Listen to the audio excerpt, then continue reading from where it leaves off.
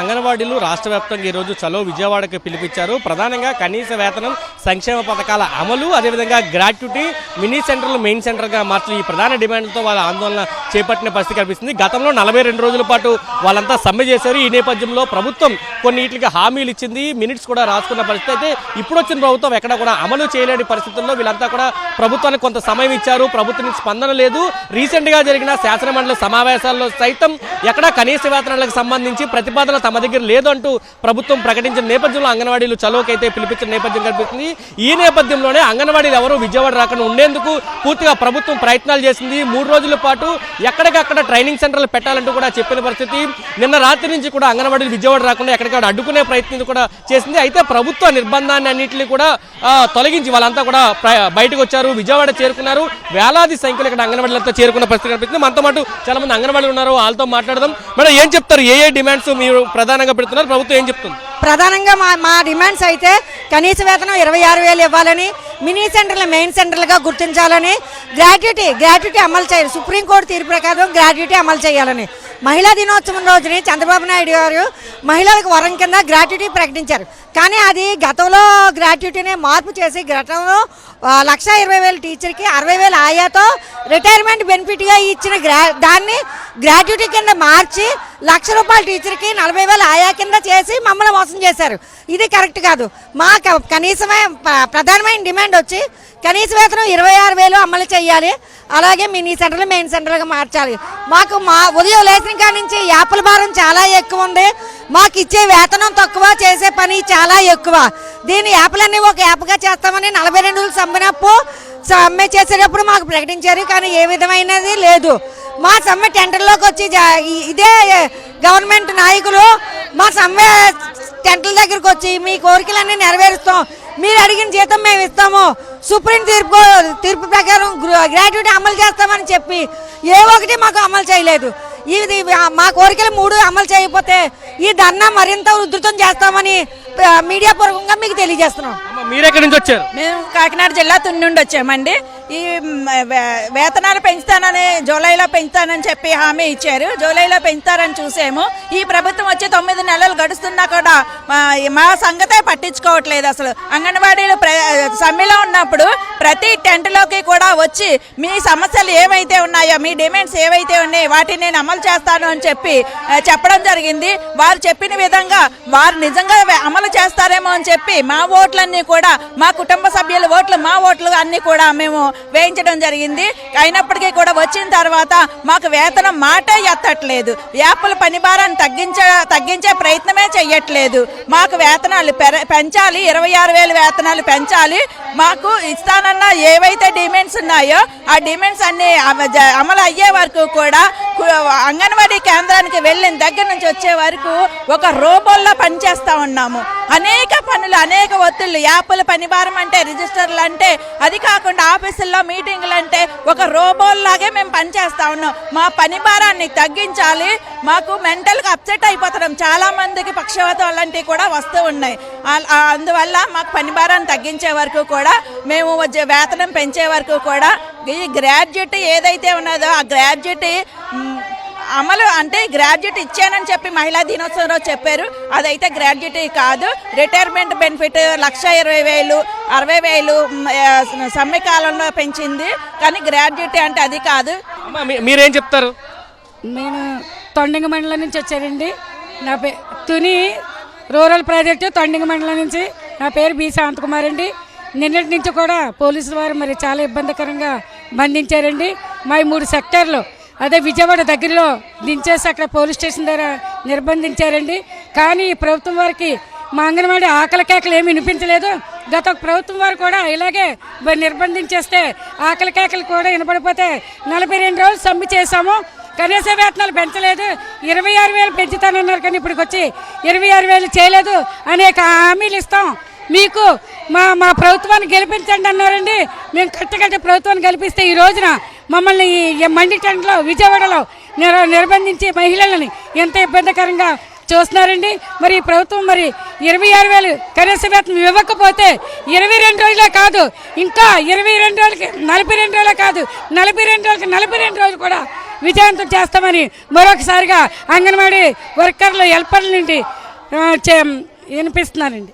చూస్తే మనం చిన్న పిల్లల్ని సైతం వీళ్ళు ధర్నాకి తీసుకొచ్చిన పరిస్థితి, ఇంట్లో పిల్లలు ఉంటే వాళ్ళని కూడా కుటుంబాలతో సహా వచ్చి ఆందోళన చేస్తున్న పరిస్థితి కనిపిస్తుంది. ఎక్కడికక్కడ ఉన్న వాళ్ళంతా కూడా అడ్డుకున్న పరిస్థితి. అమ్మ మీరు ఎక్కడి నుంచి వచ్చారు? కాకినాడ జిల్లా అండి. నేను ఒక అంగన్వాడీ హెల్పర్నండి. పని భారం పెంచుతున్నారు తప్ప వేతనం పెంచుతారనే మాటే లేదండి. యాప్లు పొలోమని పెట్టేసి ప్రీ స్కూల్ జరపాలి అంటున్నారు. కానీ ఈ యాప్లు పట్టుకుని అంగన్వాడీ టీచర్ నెట్ ఎక్కడ ఉందో తిరగడం, ఆ సెల్ పని చేయకపోవడం, పనిచేసే సెల్లో లేదు. ఈరోజు ఒక సాఫ్ట్వేర్ ఉద్యోగి కూడా అంగన్వాడీ వర్కర్ దగ్గర ఎందుకు పనిచేయరు? అలాంటి పని భారం అంతా అంగన్వాడీ వర్కర్ మీద వేసి జీతం పెంచడానికి ఎందుకండి ఇంత బాధ? మాకు తగిన ఫలితం మాకు ఇమ్మని అడిగాం తప్ప అందుకంటే మేము ఏం గొంతం కోరికలు కోరలేదు. గతంలో 42 రోజులు సమ్మె చేసినప్పుడు మా టెంట్ల దగ్గరికి వచ్చి మేము ఉన్నామమ్మా, మీకు ఎందుకు, మీ భుజం తట్టి మమ్మల్ని చాలా చెప్పారు. నమ్మకంగా మేమందరం ఓట్లు వేసి గెలిపించాము. ఈరోజు పాత జీవో తీసుకొచ్చి మీకు ఇప్పుడే జీవో ఇచ్చాము. 62 సంవత్సరాల వయసు పూర్తయ్యేంత వరకు చేస్తేనే అప్పుడు మీకు ఈ గ్రాడ్యుయేటీ అమలు అవుతుంది అనేది ఎంతవరకు కరెక్ట్ అనేది తెలుసుకుంటున్నామండి. కానీ ఇది కరెక్ట్ కాదు. జీవో అనేది అబద్ధం, పాత జీవో ఇది. కాబట్టి ఆయాలకు కూడా ప్రమోషన్లో ఇవ్వలేదు. గ్యాస్కి వచ్చి 1000 రూపాయలు ఎట్టి బండ పెడుతున్నామండి. ఎన్ని నెలలు వస్తుందండి మాకు? 800 రూపాయలు, 80 రూపాయలు, 100 రూపాయలు నెలకి. ఒక్క పిల్లవాడికి 10 రూపాయలు అండి. 10 రూపాయలు ఎక్కడైనా మారుతుందా ఈ రోజుల్లో? గ్యాస్ కూడా ప్రభుత్వమే సరఫరా చేస్తే మేము ఇంకా ఆనందిస్తామండి. గ్యాస్ కూడా మేము పెట్టుబడులు పెట్టలేకపోతున్నాం. మీరు ఇచ్చే 7000 జీతం మాకు ఇల్లు గడవట్లేదు. మా కడుపు కాలు మేము ఈరోజు రోడ్డు పాలు అవుతున్నామండి. మాకు ఇప్పుడు కానీ జీతాలు పెంచకపోతే ఇదే ధర్నాన్ని ఇంకా ఎక్కువగా ఉద్రిక్తం చేస్తామని తెలియజేసుకుంటున్నాం. అమ్మా ఎక్కడి నుంచి వచ్చారమ్మా? మేము తుని ప్రాజెక్ట్ అండి. పిల్లలు తీసుకొని వచ్చారా? వచ్చామండి. ఎక్కడ పోలీసులు ఆపారా మిమ్మల్ని? ఏం చెప్పారు? ఎక్కడ నిర్బంధించారండి? అక్కడ ఆపారండి. అక్కడ అదే ఏలూరులో ఆపారండి. మా డ్రైవర్ సైడ్ వేసుకుని తీసుకొచ్చేసారండి. మనం చూస్తే పిల్లల్ని సైతం వాళ్ళంతా తీసుకుని వస్తున్నారు. ఎక్కడెక్కడ పోలీసులు ఆపితే ఏలూరులో పోలీసుల నిర్బంధాన్ని అధిగమించే వాళ్ళంతా కూడా వచ్చిన పరిస్థితి కూడా కనిపిస్తుంది. అమ్మ మీరు ఎక్కడి నుంచి వచ్చారు? నేను కాకినాడ అబ్బనండి. నా పేరు విజయ. నిన్న నుంచి మాకైతే చాలా టార్చర్గానే ఉంది. పోలీసుల నుంచి వేధింపులు కూడా ఎక్కువగానే ఉన్నాయి. ఎక్కడ మీ ఇల్లు అడ్రస్ చెప్పని అంటూనే ఉన్నారండి.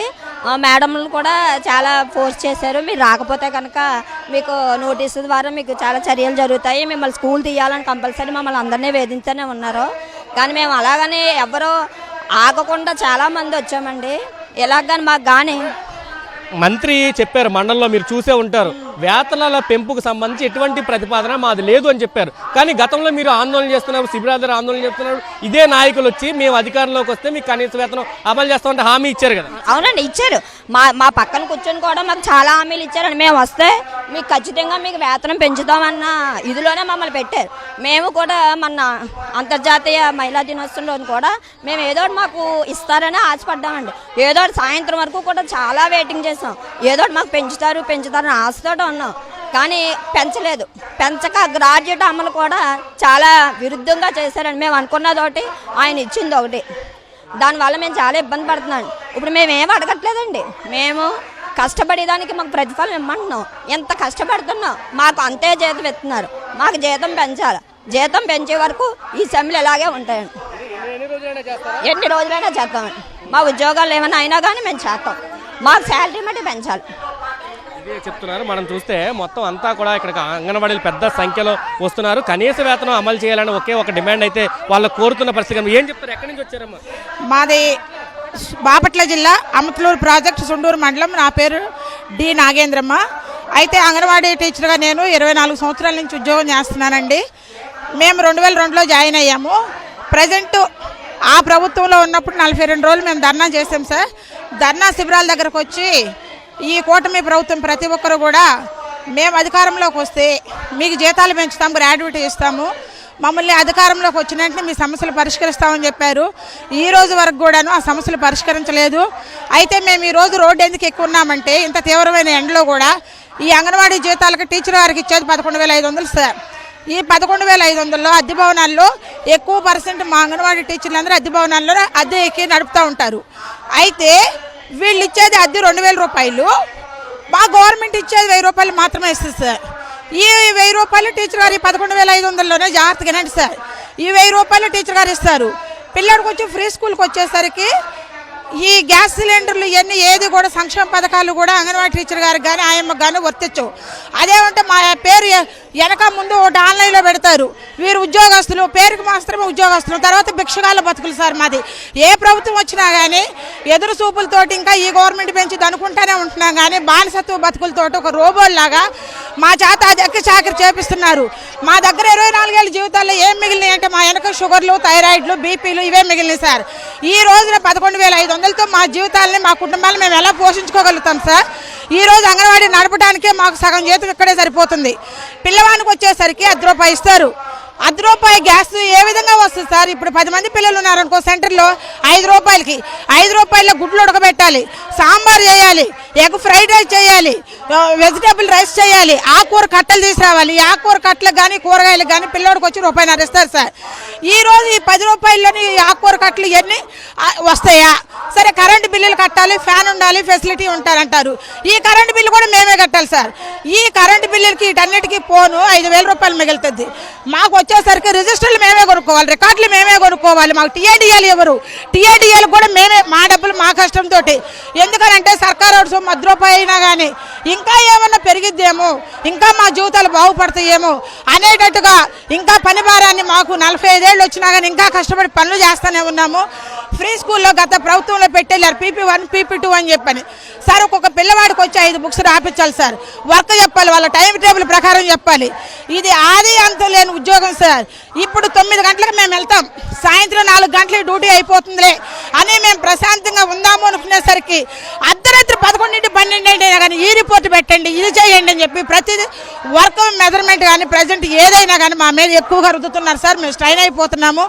కనీసం మేము హాస్పిటల్కి వెళ్ళి మెడికల్ లీవ్ పెట్టుకుందామన్నా కానీ మెడికల్ లీవ్లో జీతం కట్ అయిపోతుంది సార్. మేము ఒక రోజు సెలవు తీసుకోవాలన్నా కానీ మాకున్న 20 రోజుల్లో కూడా ప్రతిరోజు ఆ రిపోర్ట్లు అంటారు, ఈ రిపోర్ట్లు అంటారు. మమ్మల్ని ఒక రోగాలు అనుకుంటున్నారో. మరి స్వతంత్రం వచ్చింది, స్త్రీ స్వేచ్ఛగా తిరుగుతుందని చెప్పారు.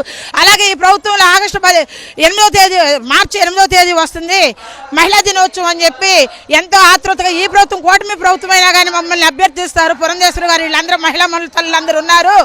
వీళ్ళందరూ కూడా మాకేదో నెత్తిన పెడతారు, మంచి గుడ్ న్యూస్ చెప్తాం అనుకున్నారు. మాకున్న వాటిల్లోనే గత ప్రభుత్వంలో హామీలు ఏమైతే ఇచ్చారో వాటినే తగ్గించేటట్టు చేశారు సార్. 20,000 రూపాయలు మట్టి ఖర్చులు ఇస్తామని చెప్పి అందులో నుంచి 15,000 రూపాయలు మట్టి ఖర్చులు అనేది ఏ విధమైన సమంజసం సార్? గ్రాడ్యుయేటీ అనేసరికి ఇప్పుడు మాకు అది వరకు ₹1,20,000 రూపాయలు, ఆయమ్మకి ₹60,000 ఇస్తామని చెప్పారు సార్. అయినా కానీ వాటిలో నుంచి కూడా మొత్తం ఈ రోజు వచ్చేసరికి కుదించేసేసి అబద్ధపు జీవోల్ని రద్దు ఇచ్చేశారు. అందుకని మేము వాటిని రద్దు చేసి మేము పోరాటం చేయడానికి వచ్చినాం సార్. ఏ ప్రభుత్వం అయినా కానీ అంగన్వాడీ వర్కర్లను బానిసలుగానే చూస్తున్నారు కానీ వర్కర్లుగా గుర్తించట్లేదు సార్. మాలో కూడా గర్భవతులు ఉన్నారు, బాలింతలు ఉన్నారు, మా పిల్లలు ఉన్నారు, మేమున్నాం. మాకు ఏ విధమైన సహాయ సహకారాలు అనేది లేదు. అంగన్వాడీ సెంటర్లు నిరంతరం కష్టపడుతూనే ఉన్నాం.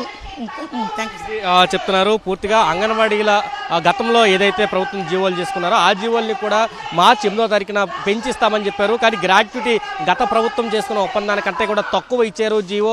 ఖచ్చితంగా జీవోని రద్దు చేయాలి, మళ్ళీ మార్చి ఇవ్వాలంటూ వాళ్ళ కోరుతున్నారు. కనీస వేతనం ఇచ్చే వరకు కూడా మా ఆందోళన మేము కొనసాగిస్తాం. మా అందరికీ సంక్షేమ పథకాలు కూడా అమలు చేయాలి, పేరుకు మాత్రమే గవర్నమెంట్ ఉద్యోగం గుర్తిస్తున్నారు తప్ప వేతనాల్లో బానిసలుగా చూస్తున్నారంటూ దీని మీద ఖచ్చితంగా ఆందోళన తీవ్రతరం చేస్తాం. ప్రభుత్వం స్పందించకపోతే కనుక ఈ పోరాటాన్ని మరింత ఉధృతం చేస్తామంటూ అంగన్వాడీలకైతే హెచ్చరికలు జారీ చేస్తున్న పరిస్థితి కనిపిస్తుంది.